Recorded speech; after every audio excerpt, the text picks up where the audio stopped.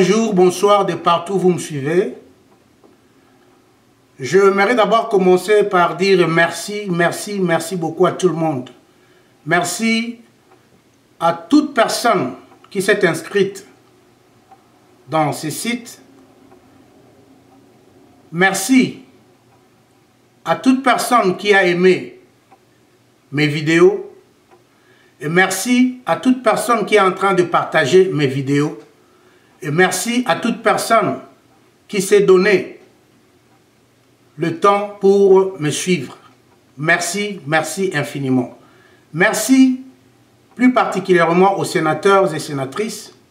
Je vous dis merci, merci beaucoup pour votre soutien. Merci de partout où vous êtes. Sans plus tarder, nous allons continuer avec notre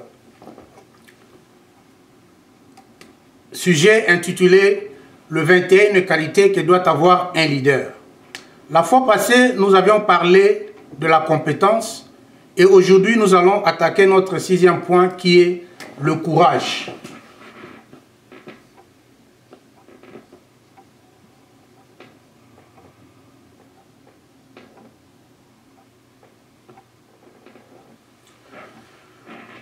Le courage, c'est une force morale, le fait d'agir malgré les difficultés, l'énergie dans l'action, l'énergie dans une entreprise.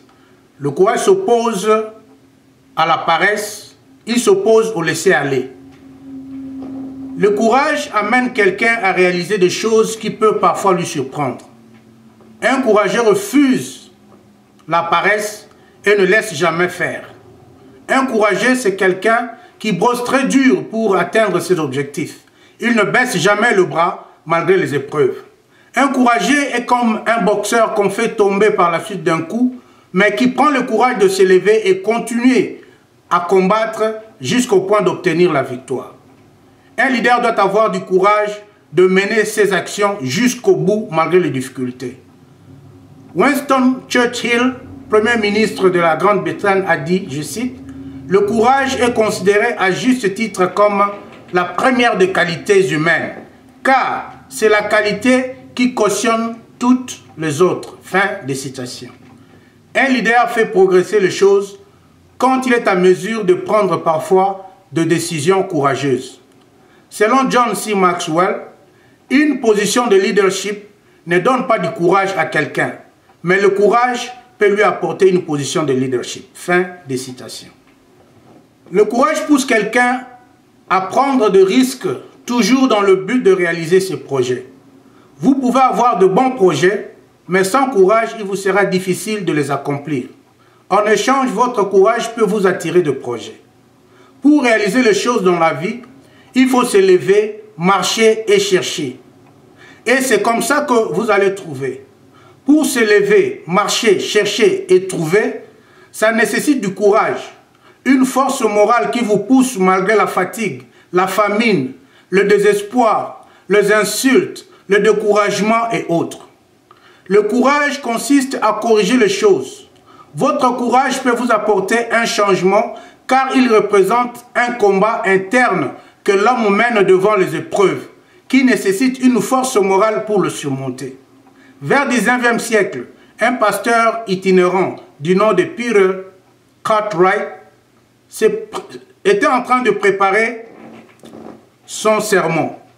Le fait que le président Andrew Jackson devrait y prendre part, on le pria de veiller sur ses propos. Au cours de son message, il fait ses commentaires disant, je cite, « On m'a informé que M. Andrew Jackson est actuellement dans l'Assemblée et on m'a demandé de bien mesurer mes propos. Il me faut pourtant dire qu'Andrew Jackson ira en affaire s'il ne se repent pas de son péché. » Fin de citation. Après les sermons, le président se dirigea directement vers lui et lui dit, je cite, « Monsieur, si j'avais un régiment d'hommes tels que vous, je pourrais conquérir le monde. » Fin de citation. Le courage est une question de principe et non pas de perception. Si vous n'êtes pas capable de discerner à quel moment prendre position et si vous n'avez pas la conviction nécessaire pour le faire, vous ne serez jamais un leader efficace. John C. Maxwell a dit, je cite, « Votre attachement au potentiel humain doit demeurer plus fort que votre désir d'apaiser les autres. » Fin de citation. Êtes-vous courageux? Sur base de quoi décidez-vous? Avez-vous peur de vous exprimer? Un leader a besoin du courage pour prendre certaines décisions sans se laisser faire. Il faut vaincre la peur interne, avoir l'ambition de corriger les choses et la force d'affronter les épreuves. Merci. On se retrouve prochainement pour continuer avec notre 7e point qui sera le discernement. Encore une fois, merci.